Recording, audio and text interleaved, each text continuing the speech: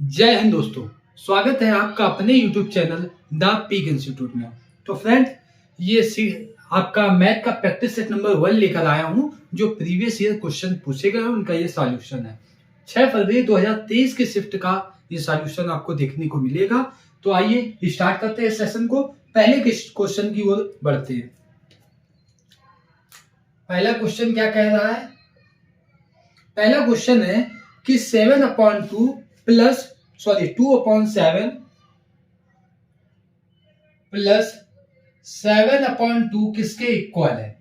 तो आप लोगों को पता होगा, जब भी हल में अभाज्य संख्याएं होती हैं, यानी जब दो अभाज्य संख्याएं दी जाए, उनका जो एलसीएम होगा वो उनका गुणन ही होता है। यानी 7 और 2 का गुणन यानी 14, इसका क्या हो जाएगा? एलसीएम। 7 से काटेंगे 2 बार और 2 दूनी 4, तो ये हो जाएगा। 2 से काटेंगे 14 को 7 बार और 7 सत्ते 49, तो 49 और 4 कितना होता है?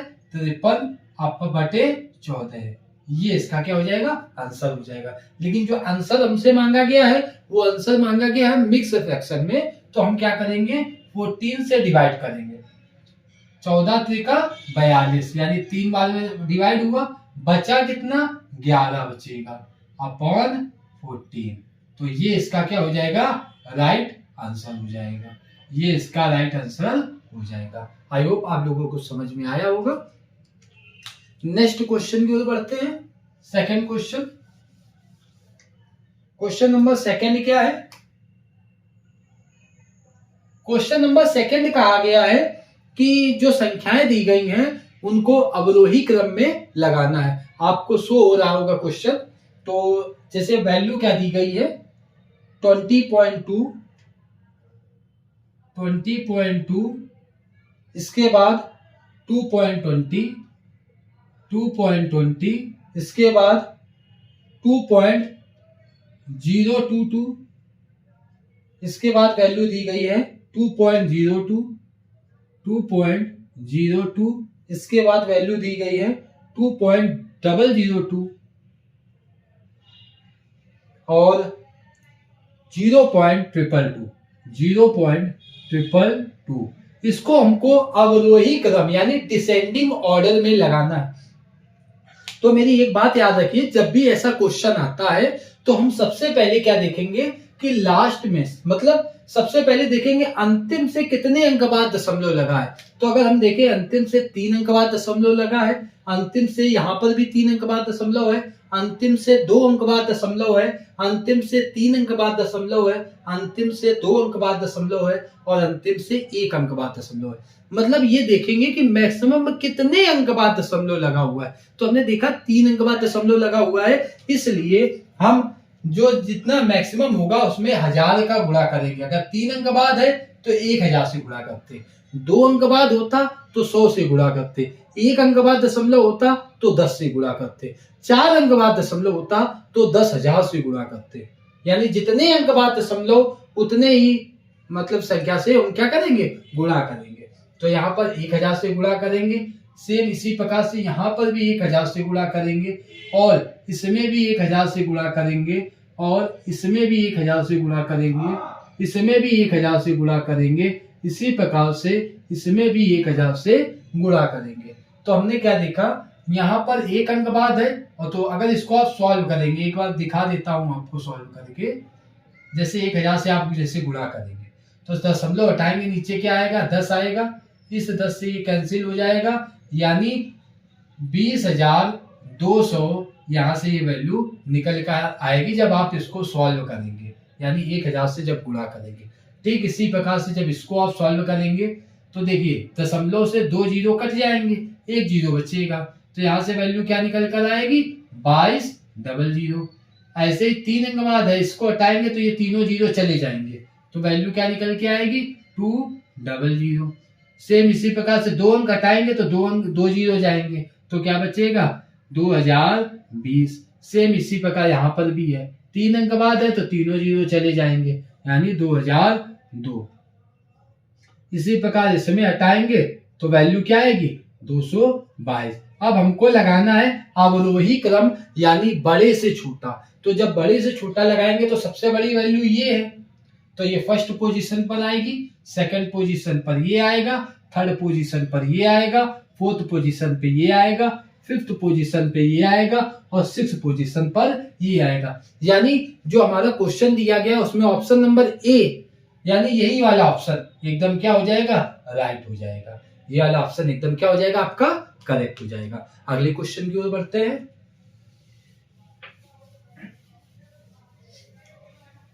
क्वेश्चन नंबर थर्ड की ओर देखते हैं। क्वेश्चन नंबर थर्ड क्या बोल रहा है, हमसे कहा गया है 4, 5 और 6 के सबसे छोटे सार्वगुणज और 5, 6 और 10 के सबसे छोटे सार्वगुणज में अंतर। यानी 4, 5 और 6 का सार्वगुणज लेंगे, इसके अलावा 5, 6 और 10 का, 5, 6 और 10 का सबसे छोटा सार्वगुणज। सबसे छोटा सार्वगुणज का मतलब होता है सबसे छोटी से छोटी संख्या निकालनी है, यानी यहाँ पर एलसीएम की बात की गई है। किसकी बात की गई है, एलसीएम की। तो इसका भी हम एलसीएम निकालेंगे और इसका भी क्या निकालेंगे, एलसीएम। फिर दोनों का जो एलसीएम आएगा उनका क्या कर लेंगे, डिफरेंस कर लेंगे। दोनों के एलसीएम का क्या कर लेंगे, डिफरेंस। तो देखिए आपको निकालना तो आता होगा, जिनको नहीं आता वो एक बार देख सकते हैं कि कैसे एलसीएम निकाला जाता है। 4, 5 और 6 यानी 2 से काटेंगे 2 बार में 5 और 2 से काटेंगे 3 बार में, फिर 2 से 1 बार में 5 और 3, पुनः इसे फिर से करेंगे 1 बार में और फिर से 5 से करेंगे तो ये 1, 1 और 1, यानी एलसीएम क्या आ जाएगा, 5 3 15, 2 30, 2 60। तो हमारा एलसीएम क्या निकल कर आएगा, एलसीएम हमारा 60 निकल कर आएगा। इसी प्रकार से 5, 6 और 10 को सॉल्व करेंगे। 5, 6 और 10 को 5 से काटेंगे, सबसे पहले 5 1 कम 5, 6 ऐसे रहेगा 2 बार में। अब 2 से काट दीजिए, 1, 2 से काटेंगे 3 बार में और 1, अब पुनः 3 बार में करेंगे 1, 1 और 1। तो 5 3 दूनी 6 पंचे 30, यानी यहां से एलसीएम क्या आ जाएगा, 30 आ जाएगा। हमसे पूछा गया था इनका डिफरेंस कितना होगा, हमसे डिफरेंस पूछा गया था, तो 60 और 30 का डिफरेंस कितना होगा, 30 होगा। तो यही हमारा क्या हो जाएगा, आंसर हो जाएगा, क्योंकि डिफरेंस का मतलब बड़ी वैल्यू में से छोटी वैल्यू को हम घटा देंगे। क्वेश्चन नंबर 4 देखते हैं।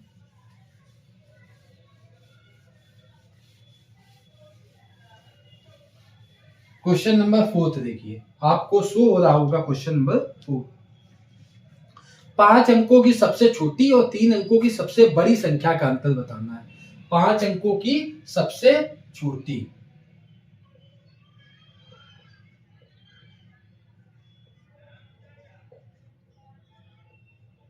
सबसे छोटी संख्या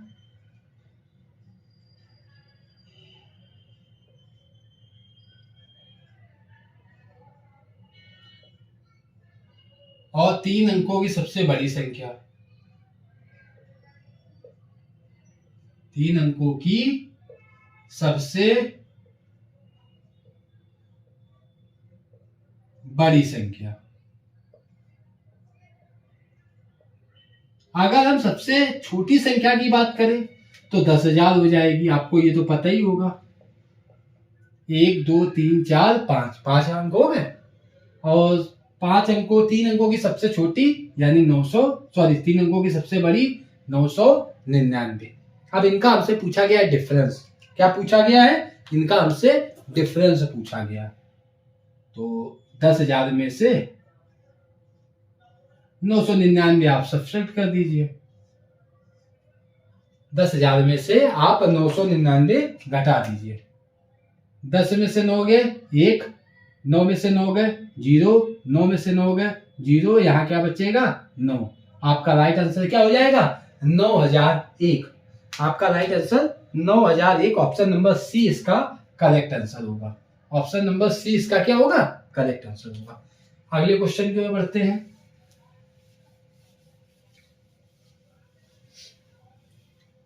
अगला क्वेश्चन क्या है, 27,777 प्राप्त करने के लिए 27,777 प्राप्त करने के लिए हमको ये प्राप्त करना है।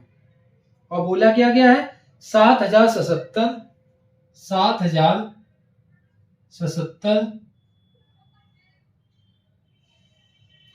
7707, 7707, 7007, 7007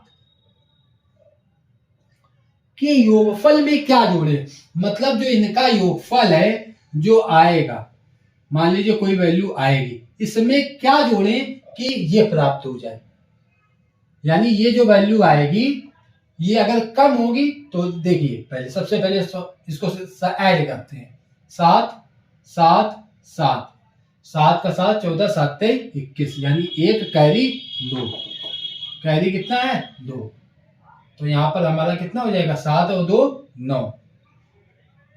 इसके बाद ये 0 है, यहाँ पर ये 7 है और यहाँ पर 0, तो यहाँ पर कितना आ जाएगा 7 आ जाएगा।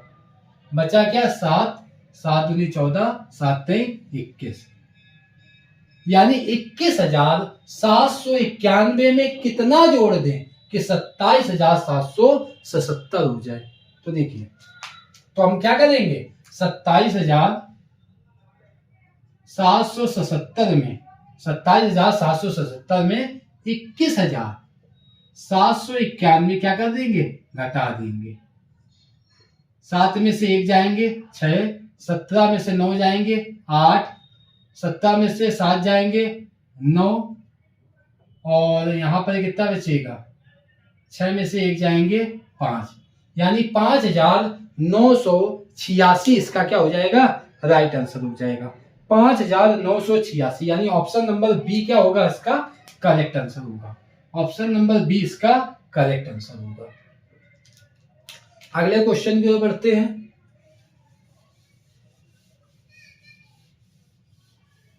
क्वेश्चन नंबर 6, क्वेश्चन नंबर 6, अभी हमने 5 क्वेश्चन डिस्कस कर लिए, ये क्वेश्चन नंबर 6 है। किसी विद्यालय में 320 विद्यार्थी हैं, तो विद्यार्थी कितने हैं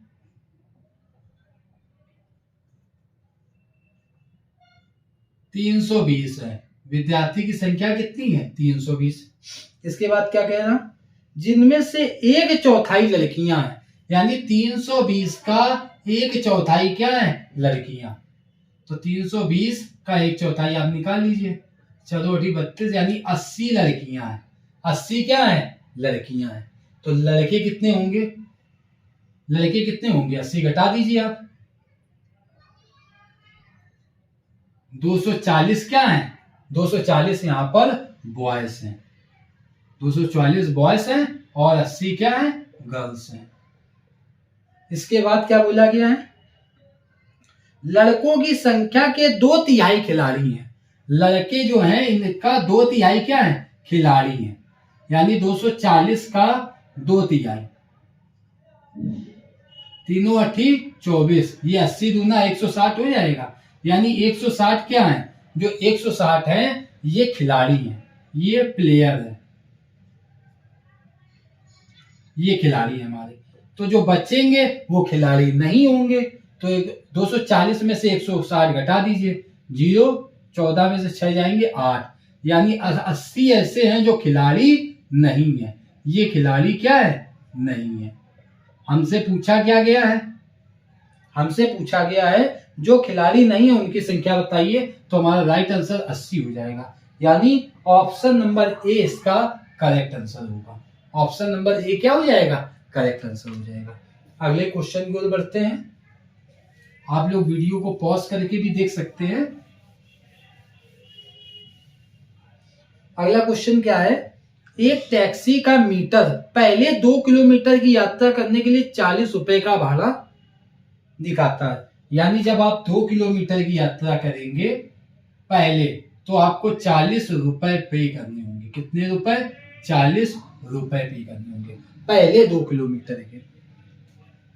उसके बाद प्रति किलोमीटर की यात्रा करने के लिए 15 रुपए भाड़ा देना होगा। उसके बाद जैसे आप मान लीजिए 1 किलोमीटर जाएंगे तो आपको 15 रुपए पे करने होंगे। कितने पे करने होंगे 15 रुपए। मोहन ने अपने घर से ऑफिस की यात्रा करने के लिए 190 रुपए किराया दिया, तो उसके घर से उसके ऑफिस की दूरी बतानी, यानी डिस्टेंस बताना है। यानी 190 रुपए में वो घर से ऑफिस गया है, तो हमको बताना है कितने किलोमीटर के उसने डिस्टेंस कवर की है। तो देखिए, अगर मोहन पहले 2 किलोमीटर गया होगा तो 40 रुपए दिए होंगे। अगर पहले 2 किलोमीटर के 40 दे दिए तो 190 में से 40 घटा दीजिए। 190 में से क्या घटा दीजिए? 40, यानी 150 रुपए अभी भी उसके पास बचे कि नहीं बचे। अगर मान लीजिए मोहन ने पहले 2 किलोमीटर गया, उसने 40 रुपए दिए, तो 190 में से 40 घटा दिए, 150 बचे। अब ये 150 रुपए अब 1 किलोमीटर 15 रुपए देता है, यानी 1 किलोमीटर अगर जाएगा तो कितने रुपए देगा? 15 रुपए देगा। लेकिन उसके पास है कितने रुपए? 150 रुपए। तो इस 15 को 150 बनाइए आप, तो कितने से गुणा करेंगे? तो 10 से गुणा करेंगे, तो ये हो जाएगा 150 रुपए, और ये वैल्यू कितनी हो जाएगी? 10 किलोमीटर। 10 किलोमीटर ये 2 किलोमीटर पहले चल चुका है, यानी टोटल कितना चला? 12 किलोमीटर। तो आपका जो राइट आंसर हो जाएगा वो 12 किलोमीटर आपका एकदम करेक्ट आंसर होगा। यानी ऑप्शन नंबर ए इसका करेक्ट आंसर होगा। ऑप्शन नंबर ए इसका करेक्ट आंसर होगा। अगला क्वेश्चन,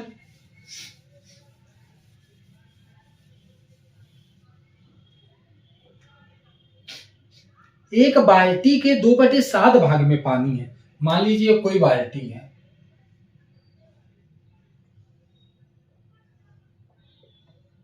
इसके 2/7 भाग में पानी है, यानी इसके 2/7 भाग में क्या है? पानी है। ऐसे समझिए, मान लो जो बाल्टी है इसकी धारिता है 7 यूनिट। बाल्टी में कितना यूनिट पानी आ सकता है? 7 यूनिट। लेकिन अभी बाल्टी भरी कितनी है? 2 यूनिट भरी है। कितनी यूनिट भरी है? 2 यूनिट।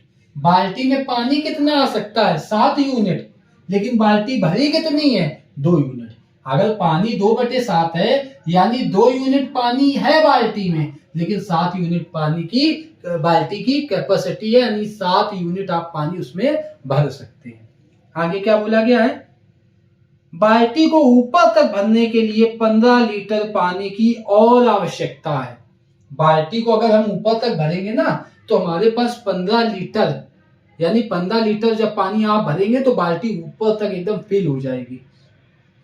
तो बाल्टी की धारिता, यानी बाल्टी में टोटल कितना पानी आएगा, हमको ये बताना है।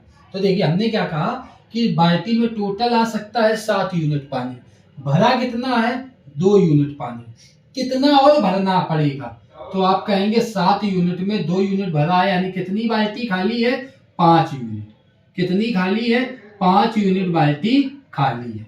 क्वेश्चन के हिसाब से 15 लीटर बाल्टी अभी खाली है। कितनी खाली है? 15 लीटर। तो अगर 15 लीटर खाली है बाल्टी, कितनी खाली है? 15 लीटर। हमारे अकॉर्डिंग 5 यूनिट खाली है, क्वेश्चन के अकॉर्डिंग 15 लीटर खाली है, यानी 5 यूनिट की वैल्यू 15, तो 1 यूनिट की वैल्यू क्या हो जाएगी? 3 लीटर। 1 यूनिट की वैल्यू 3 लीटर। लेकिन बाल्टी कितनी भरी है? बाल्टी की क्षमता है 7 यूनिट, यानी बाल्टी में आप 7 यूनिट फिल कर सकते हैं, तो 7 से गुणा कर दीजिए। तो 7 यूनिट बराबर क्या हो जाएगा? 21 लीटर। 7 यूनिट बराबर कितना हो जाएगा? 21 लीटर। 7 यूनिट बराबर 21 लीटर, यानी बाल्टी में कितने लीटर पानी आ सकता है? 21 लीटर पानी आ सकता है। तो हमसे पूछा गया था कि बाल्टी की धारिता क्या है, तो बाल्टी की धारिता हो जाएगी ऑप्शन नंबर ए, यानी 21 लीटर इसका क्या हो जाएगा? करेक्ट आंसर हो जाएगा। ऑप्शन नंबर ए इसका करेक्ट आंसर होगा।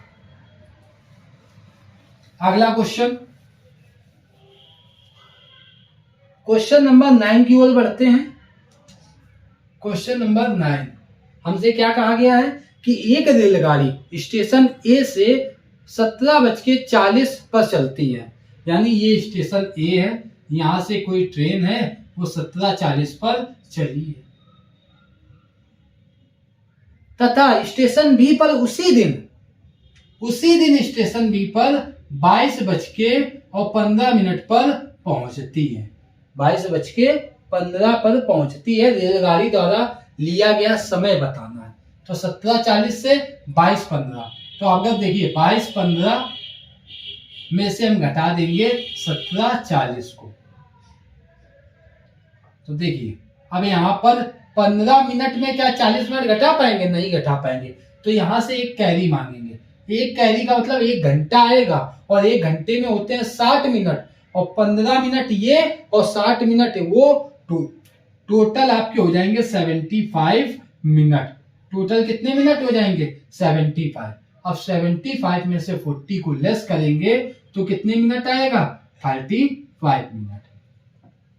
यहाँ 22 था, एक आपने कैरी दिया है, तो 21 मिनट बचे, सॉरी 21 घंटे। 21 में से 17 घंटे घटाएंगे तो 4 घंटे, यानी 4 घंटे 35 मिनट रेलगाड़ी के द्वारा यात्रा करने में लिया गया समय होगा। तो इसका जो राइट आंसर हो जाएगा ऑप्शन नंबर सी इसका करेक्ट आंसर हो जाएगा। क्वेश्चन नंबर 10,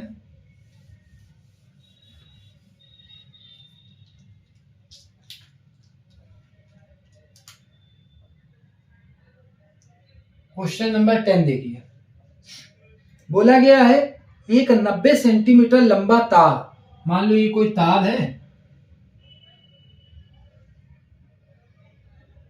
और ये 90 सेंटीमीटर है। अब इसको मोड़ के आपने एक आयत का रूप दे दिया है। इसको मोड़कर किसका रूप दे दिया गया है? आयत का रूप दे दिया है। आयत की चौड़ाई 15 है, मान लीजिए ये तो 15 है।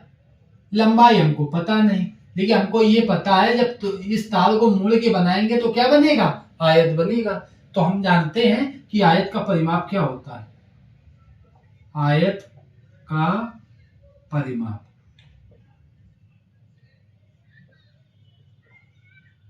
दो लंबाई प्लस चौड़ाई।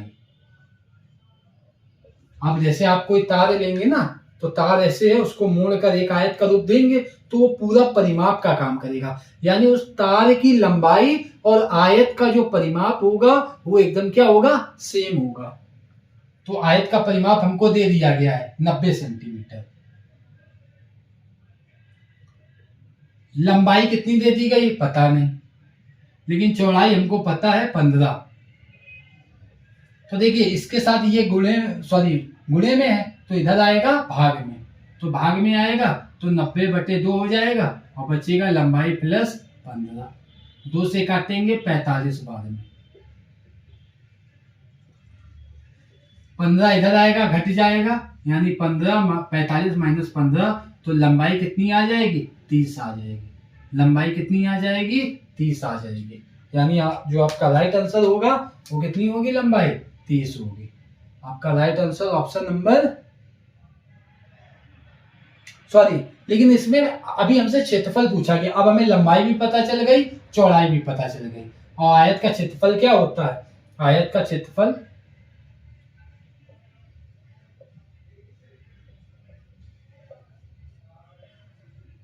लंबाई गुणे चौड़ाई। लंबाई कितनी है? अभी निकाली है हमने, लंबाई 30 है और चौड़ाई कितनी है? 15 है। तो 15 3 45, यानी 450 सेंटीमीटर स्क्वायर इसका क्या हो जाएगा? आंसर हो जाएगा। 450 centimetre square. Option number B इसका करेक्ट आंसर होगा। ऑप्शन नंबर बी इसका क्या होगा? करेक्ट आंसर होगा। अगले क्वेश्चन की ओर बढ़ते हैं।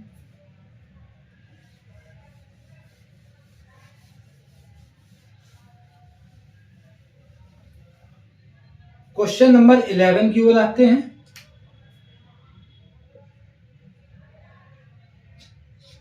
चार और 2/3 समकोणों में डिग्रियों की संख्या, 4 और 2/3 समकोणों में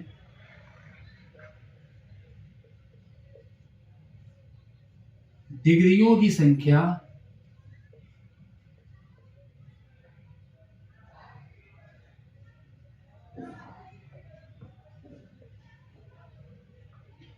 डिग्रियों की जो संख्या है 4 और 2/3 में डिग्रियों की संख्या 395 से कितने अधिक है, यानी 395 से कितनी अधिक है हमको ये बताना है। तो 4 और 2 तिहाई, यानी 4 और प्लस 2 तिहाई में कितने समकोण होंगे, यानी समकोण है तो 90 से गुणा कर दो, तो 4 इंटू 90 हो जाएगा, प्लस 2/3 इंटू 90 हो जाएगा, तो 9 चौको 36, यानी ये तो 360 हो जाएगा, ये 360 हो जाएगा, और ये 3 त्रिका 9, यानी 3 दूनी 60 ये हो जाएगा, तो 420 डिग्री आएगा। कितना आएगा? 420 डिग्री, यानी 4 और 2 तिहाई समकोण में कितने डिग्री बनेंगे? 420 डिग्री बनेंगे। और 420 395 से कितना अधिक है? तो जब ऐसा होगा तो 420 में से ही 395 को घटा देंगे। 10 में से 5 गए 5 और 11 में से 9 गए 2। कितना अधिक है? 25 डिग्री अधिक है। यानी ऑप्शन नंबर सी इसका, सॉरी ऑप्शन नंबर डी इसका राइट आंसर होगा। ऑप्शन नंबर डी इसका करेक्ट आंसर होगा। अब हम क्वेश्चन नंबर 12 की ओर आते हैं।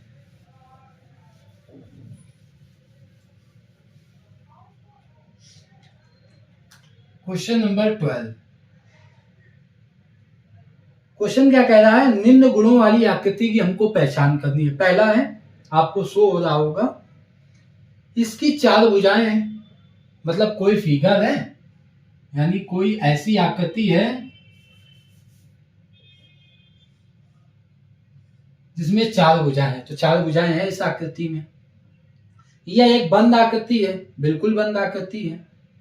सम्मुख भुजाएं बराबर और समांतर हैं, यानी जो इसकी सम्मुख भुजाएं हैं वो बराबर भी हैं और समांतर है। यानी ये भुजा इस भुजा के बराबर है, ये भुजा इस भुजा के बराबर है, ये भुजा इसके समांतर है, ये भुजा इसके समांतर है, यानी दोनों में ये चीज फॉलो हो रही है।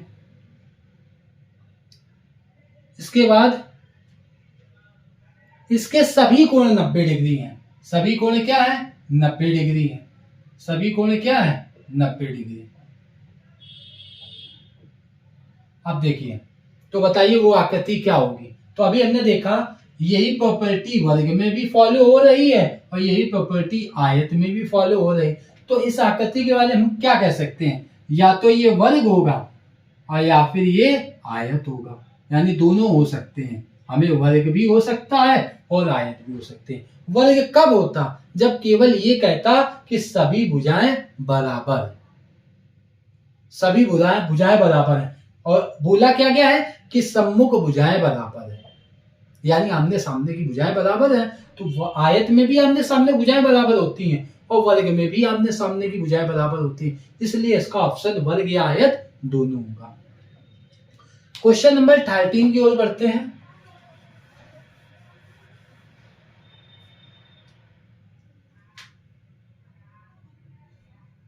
क्वेश्चन नंबर 13 क्या कह रहा है कि 25 विद्यार्थियों के द्वारा गणित में प्राप्तांक नीचे दिए गए, गणित में जो प्राप्तांक है वो नीचे दिए गए, यानी 25 स्टूडेंट थे जिन्होंने जो मार्क्स ऑब्टेन किए गए हैं वो नीचे दिए गए हैं। 32 और 42 के बीच अंक प्राप्त करने वाले विद्यार्थियों की संख्या कितनी है? यानी ऐसे कितने विद्यार्थी हैं जिनके 32 से ज्यादा और 42 से कम नंबर आए, यानी इनके बीच कौन कौन सी वैल्यू होंगी वो हमको बताना है कि 32 से ज्यादा हो और 42 से कम हो। तो नंबर आपको दिए गए हैं 16, 36, 45, 47, 16, 36, 45, 16, 36, 45, 47, 30, 22, 47, 30, 22, 47, 30, 22, 34, 35, 39, 34, 35, 39, 34, 35 और 39, 40, 37, 28, 47, 40, 37, 28, 47,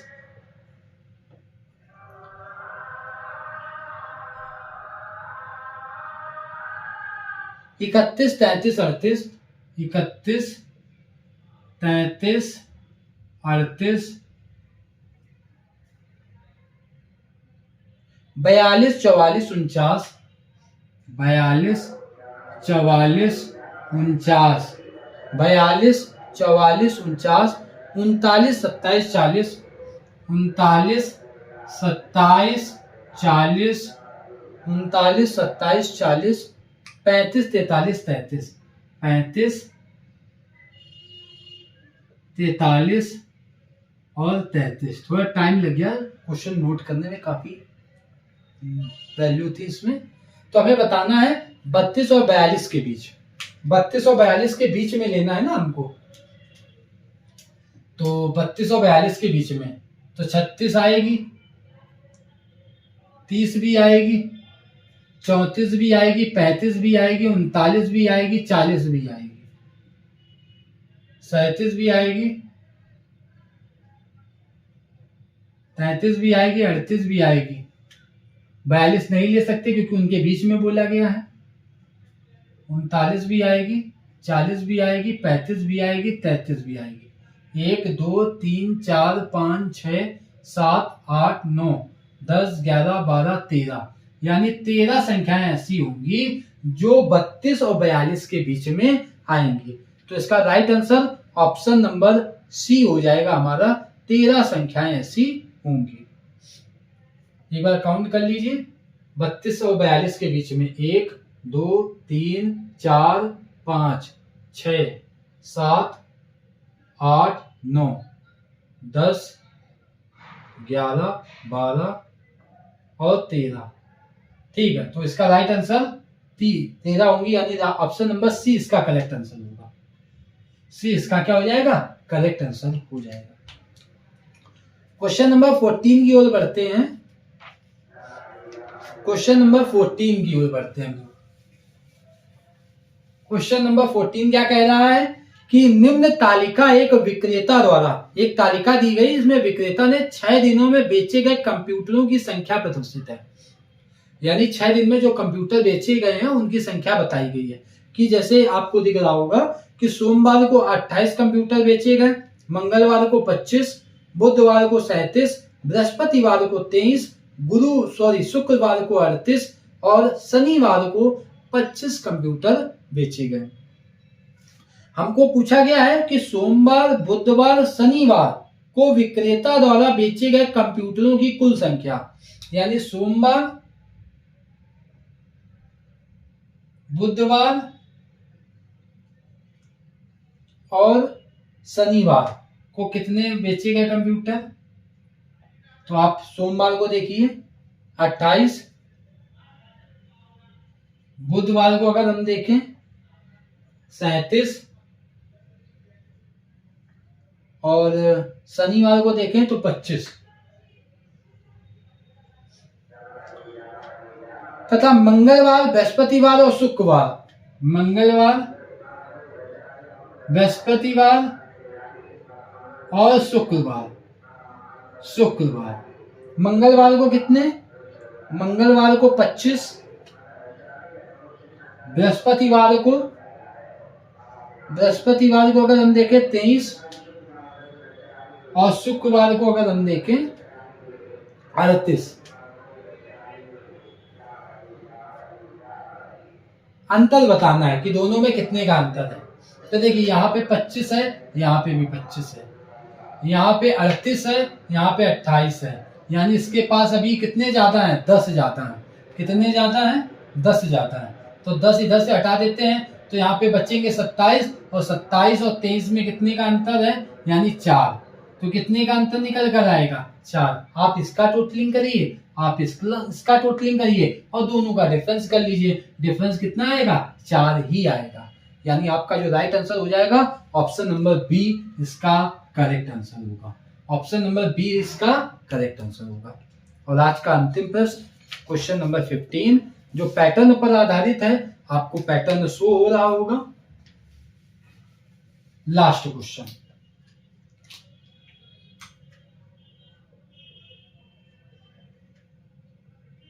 थ्री प्लस 5 = 8।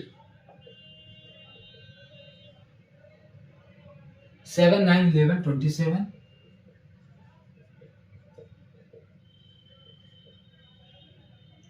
13 15 17 19, 13 15 17 19, सम कितना आ रहा 64।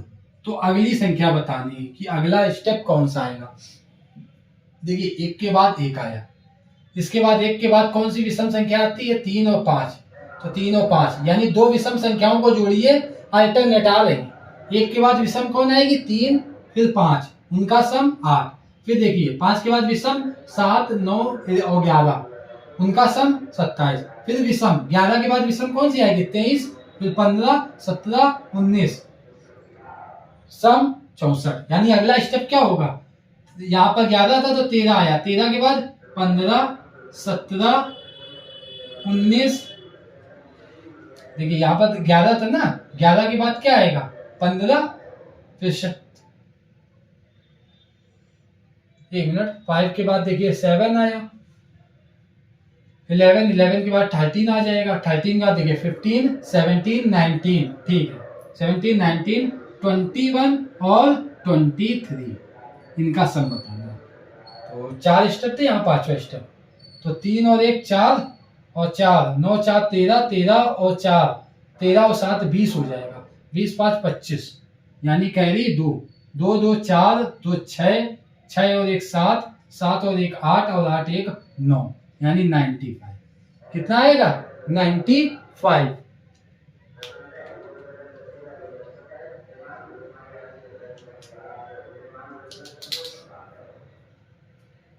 एक मिनट सॉरी, देखिए फिर से देखिए, यहाँ पर हमने पैटर्न देखा, एक के बाद फिर 2 3 और 5 आया, 5 के बाद वाली संख्या लेनी है ना हमको, 5 के बाद क्या आया 7 9 11, अब 11 के बाद वाली लेनी है ना, तो 13 आया, फिर 15 फिर 17 फिर 19, अब 19 के बाद वाली हम लेंगे, कौन सी 19 के बाद, यानी 21 फिर 23 फिर 25 फिर 27 और फिर 29।